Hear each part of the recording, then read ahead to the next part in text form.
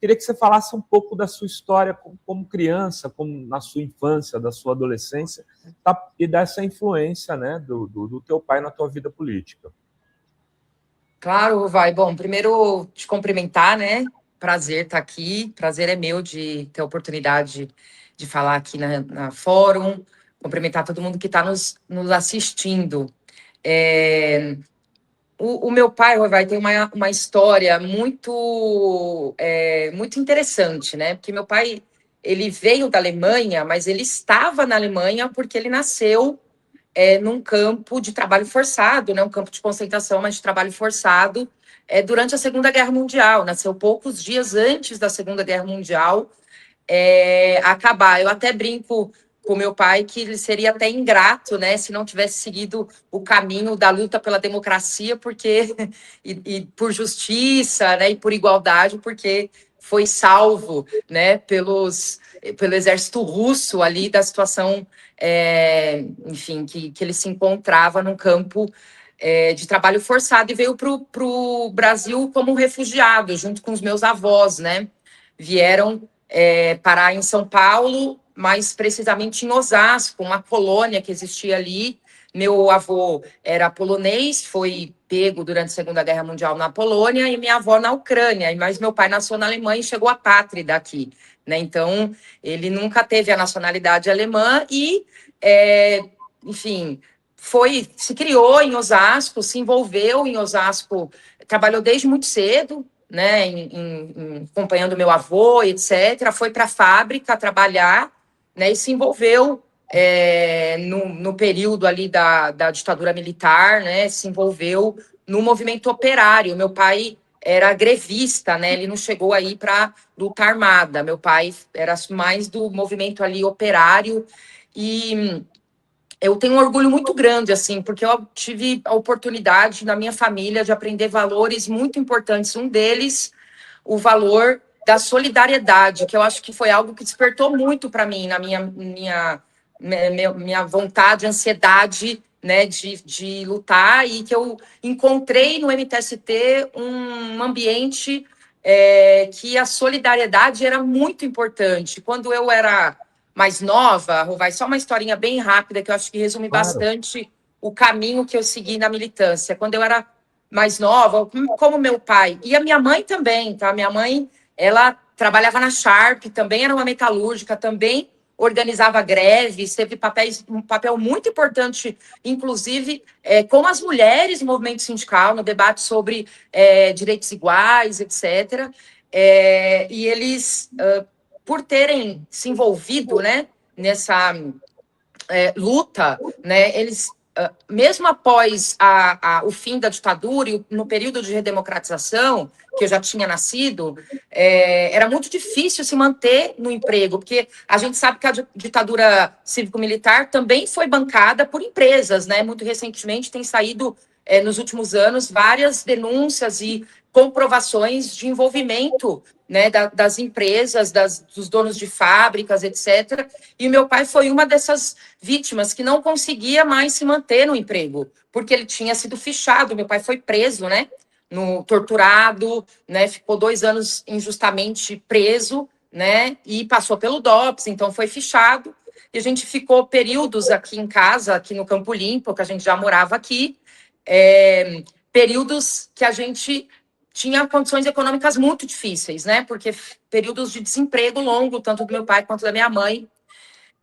E um determinado dia, a gente estava já numa situação mais difícil, chegou na porta da casa dos meus pais um caminhão imenso. Para mim, que era pequena, era muito grande, mas eu acho que era imenso mesmo, com muita comida, mantimentos, coisas para mim, que era muito criança, para o meu irmão, né, uma delicadeza, um cuidado, né, que tinha sido uma compra feita pelos trabalhadores, né, que faziam fundos de solidariedade para ajudar os companheiros que estavam passando por esse processo de desemprego.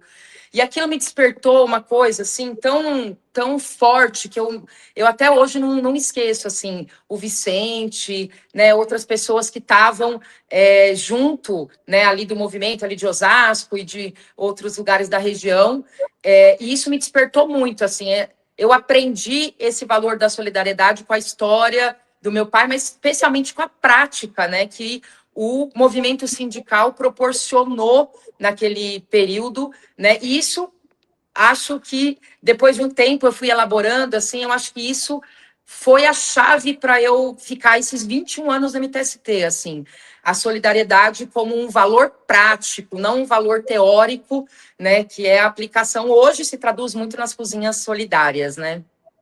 E como que foi sua entrada no MTST, Natália? Como que te deu você falou, né, dessa coisa da solidariedade, mas como que você entrou no movimento? Odri, eu moro no Campo Limpo, ainda moro, né? Nasci no Campo Limpo, fui criada no Campo Limpo e, inclusive, o Boulos mora no Campo Limpo porque foi uma condição para a gente se casar, ele morar no Campo Limpo, né? E o MTST fez uma ocupação aqui, não exatamente no Campo Limpo, mas em Tabuão, na divisa. Minha mãe mora numa rua que é beira de rio, né? Do Rio Pirajussara, de um lado é Campo Limpo, do outro lado é Tabuão, Marabá, Parque Marabá, e o movimento fez uma ocupação ali, a ocupação Chico Mendes, em 2005, né? E eu recordo, foi dia 27 de setembro de 2005, eu tinha recém feito aniversário. Numa manhã, eu abri a janela do quarto, vi, né, aquela imensidão de lona, porque era um morro, né? E aí, uma imensidão de lona preta. Eu nunca tinha visto uma ocupação urbana, conhecia especialmente pela televisão, né, o MST acompanhava, tinha uma admiração, etc., mas nunca tive também uma ocupação do MST, mas nunca imaginei que existia ocupação nos centros urbanos daquele modelo, né, sabia, de prédio. E aí fui curiosa que era, eu já fazia movimento estudantil, naquela época já, enfim, tinha uma curiosidade, e fui lá conhecer a ocupação. E aí não teve jeito, assim, eu conheci o dia que eu entrei na ocupação, que eu vi, me deparei com um sentimento muito contraditório que eu acho que as ocupações provocam na gente, né? A primeira é a dimensão da ausência de dignidade mesmo do nosso povo, né? As pessoas estavam lutando para ter um lugar para chegar em casa, né? E se abrigar, assim, para chegar do trabalho e se abrigar, uma casa, o básico, né? E, enfim, nas condições precárias que tem uma ocupação de banheiro, lona, né? E aí, quando eu cheguei, que eu me deparei com uma cozinha coletiva que tinha na ocupação e uma ciranda cheia de crianças sendo cuidadas ali por mulheres que estavam se dispondo, né? Doando seu tempo ali para ajudar outras mulheres que estavam construindo o barraco, a quantidade de mulheres que tinha na ocupação, não teve como, assim, essa foi minha primeira experiência e fiquei, desde então, no movimento, nunca saí. Ô, Natália, tem gente perguntando aqui o que a Natália tem a ver com o Boulos. Na verdade, o Boulos tem a ver com ela. O Boulos é o marido da Natália. Meu marido, exatamente. E aí eu queria que você contasse, aí o Boulos está ministro, a Natália vem candidata a deputada federal nessa eleição. Essa é a grande novidade. Ela está colocando seu nome. Ah, porque a mulher do Boulos. Não, a Natália tem história. A gente está trazendo aquela para contar essa história política, né, que, inclusive, precede o nascimento dela e que tem a história. Por isso que eu trouxe a história do pai aqui, né, do Stan, para que as pessoas possam saber, né, que não tem aí não é uma candidatura, né, inventada. Ela tem militância, ela está contando agora daí das ocupações. Foi nessas ocupações que você encontrou o Boulos, ou você já conhecia o Boulos antes, Natália? Não, eu conheci o Boulos nessa ocupação, né, na ocupação Chico Mendes. Ele já tinha entrado, acho que uns 2 anos antes de mim, no movimento. Conheci ele lá, ele fazia assembleia, fazia as negociações ali necessárias, né, para a luta, e conheci ele ali, mas a gente foi se relacionar 5 anos depois, então passamos um período, né, enfim, na militância, etc. Depois a gente casou, tivemos as meninas, a Sofia e a Laura, né? Mas a minha entrada no movimento foi um pouquinho depois da entrada dele, e a gente se conheceu na luta, né? Nessa luta do movimento social. Natália, Uma das coisas que eu queria saber, se você me permite, é como vai ser a sua comunicação de campanha. Porque eu sempre elogiei aqui a comunicação de campanha do Boulos, porque era uma coisa bem original, desde sempre. Eu me lembro uma clássica, que quando ele era acusado de não morar no Campo Limpo e de ter um super carro, ele pega o celularzinho, sai de casa e mostra o Celtinha. Sempre foi assim, de uma simplicidade genial. Eu queria saber se você vai usar essa estrutura, como é que vai ser a tua comunicação. Olha, eu acho que a grande chave que tem sido no último período é como a esquerda se comunica e vem se comunicando. Acho que a gente já tem falado muito sobre isso, acho que a gente está aprendendo e fazendo coisas muito boas enquanto campo político em relação à comunicação, né? Eu acho que a minha comunicação vai servir para mostrar quem eu sou, né? Para mostrar quem eu sou, para mostrar as propostas, né? Para ajudar o presidente Lula a se reeleger, para que a gente possa fazer uma eleição, né, que combata a extrema-direita. Acho que a chave da comunicação vai ser essa, mostrar, né, quem é a Natália, quais são as propostas, né, como come, como vive. Eu acho que é um pouco essa dimensão que a gente tem buscado. As pessoas querem cada vez mais, apesar da nossa relação mediada, né, pela tecnologia, as pessoas estão cansadas também de falsidade, né, daquela ideia do personagem político, etc. Eu acho que essa não é o caminho que nós vamos tomar. Acho que o caminho da nossa comunicação vai se apresentar quem é Natália Zermeta Boulos, né, para o estado de São Paulo e fazer uma boa batalha eleitoral. E a Natália já começou viralizando aqui, tem um vídeo muito bom, acho que já está com mais de 1 milhão de visualizações nas redes, que é essa coisa, né? É a esposa do Boulos, né? É que nem, né? É a esposa do Chico Buarque, é a esposa, né? Um machismo que está, né, em todos os lugares. E eu vou passar o vídeo e depois eu pedir para a Natália comentar, para quem não viu ainda, e já aproveita e seguir também, né, a Nath Boulos lá nas redes, tem vários vídeos. A Câmara dos Deputados de 2026. Esposa de Boulos anuncia pré-candidatura à Câmara dos Deputados de 2026. Esposa de Boulos anuncia candidatura à Câmara para transformar o Congresso. Esposa de Boulos se lança como... Esposa. Esse é o rótulo, o limite e a definição que dão para uma mulher? Então deixa eu me apresentar direito para você. Prazer, meu nome é Natália Zermeta Boulos, tenho 38 anos. Sou filha do seu Stan e da dona Carmen, nascida no Campo Limpo e comecei a minha caminhada aos 15 anos de idade, construindo Grêmio Estudantil. Encontrei o MTST em 2005 e desde então estou na luta com o movimento dos trabalhadores sem teto.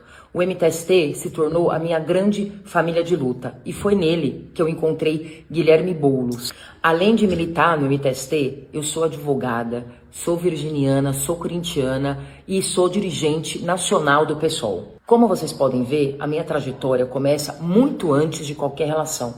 E agora fica fácil imaginar quantos episódios de machismo eu já não sofri, assim como muitas mulheres na política sofrem todos os dias. Não se trata aqui de manchetes de jornal. As manchetes apenas expressam o quão a política e a sociedade brasileira ainda é muito machista. As pessoas poderiam escolher muitos atributos para me apresentar.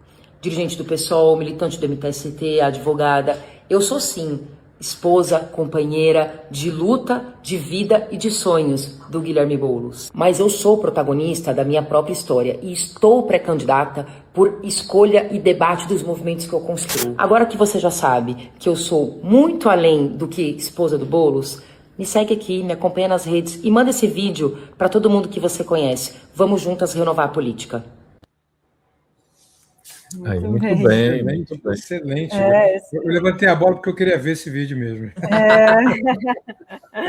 Não, tem... Excelente, eu acho que é essa comunicação mesmo, viu, Natália? É assim que se faz, é responder direto, na lata, com esse corte, aproximando o rosto. Queria elogiar muito essa forma didática com que você faz, né? É isso que eu faço, eu analiso campanhas, né? Eu analiso a forma de comunicação e vi nesse vídeo realmente algo muito, muito persistentemente eficaz, né? Parabéns, eu acho que você está no caminho muito certo, tem que se apresentar, tem que lutar, tem que fazer disso linguagem, porque a linguagem é uma forma de luta, é a forma de luta, né, que a gente tem que fazer. Exatamente. Aqui, ó, o comentário aqui da Daphne, que eu achei legal, que ela fala, Nath, pega mais o foco do teu pai ter sido preso pela ditadura. Não comece dizendo dos 15 anos no MST. A sua história vem mais de trás, da luta dos seus pais. Sabe que eu acho que a Nath tem razão, sabe? A gente é o que é também por conta da luta daqueles que nos precedem, né? Tanto familiares quanto, às vezes, não familiares. Alguém que se acaba admirando.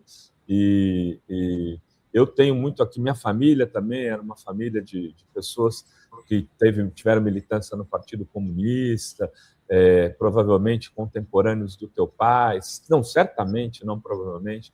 Então, é muito importante valorizar essa história mesmo, eu acho. Não, eu não tenho dúvida, eu tenho muito orgulho da história, e eu acho que da história dos meus pais, né? O meu pai acabou se tornando uma referência muito importante para uma geração, né? Não é a única, mas é uma referência muito importante para uma geração, né? A geração de 68, né? Essa geração que lutou muito para que a gente tivesse uma democracia no nosso país, né? Então, eu tenho muito orgulho, e eu acho que tem uma coisa que eu aprendi, né? Acho que você falou muito bem, Rovai. O exemplo é tudo, né? E acho que isso tem relação também com a comunicação, com a resposta, com a gente fazer aquilo que a gente prega. Isso é muito importante, né? Isso traz confiança e isso consegue mostrar na prática que também é possível a gente ser diferente, a gente fazer diferente, né? O meu pai é um exemplo prático, né? Uma referência prática, assim como eu imagino que na família de muita gente ou outras pessoas são, né? Isso, a família é um ambiente muito importante, mas a gente também se referencia e é importante ter outras referências, né? Para, enfim, escolher caminhos, pensamentos, ideologias. Ô, Natália, e você vem candidata a deputada federal por São Paulo, né? Eu queria perguntar como que você está vendo a construção aí das candidaturas para São Paulo, para o governo, Senado, Quais serão suas pautas? Porque eu imagino que você não serão, desculpa te interromper, Pedro, mas não serão as mesmas pautas do Guilherme, né? Não, olha só. Primeiro, sobre o cenário. Eu acho que a gente tem um desafio muito grande aqui no estado de São Paulo. A gente tem, naturalmente, um desafio número 1, né, uma missão, que é reeleger o presidente Lula, né? Mas o estado de São Paulo tem um desafio imenso, que é derrotar, né, a extrema-direita no estado de São Paulo, que é representada hoje pelo governador Tarcísio de Freitas, né? Se alguém um dia acreditou que Tarcísio era moderado, que Tarcísio era limpinho, que Tarcísio era democrático, acho que já não tem mais condições de defender isso, né? O Tarcísio botou o bonezinho, defendeu os Estados Unidos, defendeu intervenção, defendeu taxação, né, aqui no Brasil, né? O Tarcísio incorporou a candidatura do bolsonarismo no estado de São Paulo. Nós temos a missão de derrotar. Eu acho que vai caber ao nosso campo progressista, né? Não só ter a responsabilidade, mas a compreensão do imenso desafio que nós vamos viver no estado de São Paulo e constituir uma grande frente de unidade com nomes que sejam competitivos e que tenham condições de fazer um bom enfrentamento e derrotar o projeto do bolsonarismo no estado de São Paulo, que é travestido hoje, que é, enfim, incorporado hoje pelo governador Tarcísio de Freitas, né, que a princípio vem a reeleição. Acho que tem muita água para rolar, né? A extrema-direita está confusa, né? Está administrando seus problemas com Bolsonaro preso, mas o caminho que se desenha hoje, pelo menos, é o Tarcísio disputando aqui a reeleição. E acho que do ponto de vista da eleição para proporcional, né, para o campo, para o Congresso Nacional, eu acho que a gente tem no estado de São Paulo e no Brasil a missão, né, de eleger um Congresso que seja mais amigo do povo, porque o Congresso atual é o Congresso inimigo do povo, um Congresso que retomou os trabalhos agora, né, com parlamentares votando contra uma medida importantíssima no Brasil, o gás para o povo, né? Além de ter tido posicionamento agora, recentemente, aprovado a anistia envergonhada, né? E que o presidente Lula corretamente vetou integralmente, além de terem tentado aprovar a PEC da bandidagem, da blindagem, enfim, é um Congresso que não pode permanecer. Então, nós temos a missão aqui em São Paulo, né? Claro, e no Brasil como um todo, de eleger no mínimo 1/3 dos parlamentares do nosso campo para evitar grandes desastres e dar governabilidade para o presidente Lula, porque nós queremos eleger o presidente, mas queremos eleger um presidente forte, com condições de fazer o que precisa ser feito sem a chantagem do centrão e sem também o oportunismo, né, da extrema-direita. Agora, sobre a campanha, acho que nós estamos construindo uma campanha para apresentar para São Paulo, né, e para o Brasil, naturalmente, mas para São Paulo, aqui na disputa eleitoral, uma campanha que trate os temas que são mais relevantes, em especial, né, naturalmente para as mulheres, né? Acho que eu tenho uma bagagem no movimento, vamos construir também questões relacionadas à cozinha solidária, que já foi aprovado como política pública, mas que precisa de melhorias, né? Tem o tema da moradia, que é muito importante, mas também tem alguns temas que são muito prioritários. Eu diria que talvez um eixo muito importante é o tema de combate à violência contra a mulher. O estado de São Paulo foi, né, o estado que mais cresceu o feminicídio, né, bateu o recorde de feminicídio o ano passado. Isso é combinado com um governador de extrema-direita, que não prioriza políticas de combate à violência contra a mulher, que ficou muito expresso, né, agora, que ficou público, inclusive,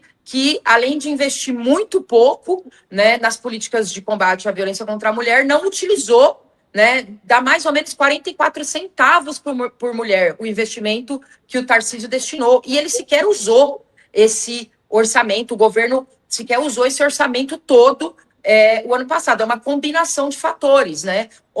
Anteontem, essa semana, né, o presidente Lula, junto, né, com os 3 poderes lá em Brasília, anunciou, né, o pacto muito importante, né, contra o feminicídio, e isso precisa ter adesão dos estados. Acho que a gente tem que fazer pressão para que tenha adesão dos estados, né, porque o feminicídio, ele não é um ato isolado. Eu tenho dito muito isso, assim. A gente tem que pensar o feminicídio num ciclo de violência. A gente tem que interromper esse ciclo de violência desde o início. Então, uma das coisas que a gente tem pensado muito é sobre a autonomia da mulher. A gente não rompe ciclos de violência sem políticas públicas que garantam a autonomia da mulher, né? Então, é proteção, é segurança e é também, naturalmente, punição, como já existe hoje. Feminicídio hoje é um dos crimes, né, que pode chegar até a pena máxima permitida no Brasil de 40 anos. Então, a gente tem pensado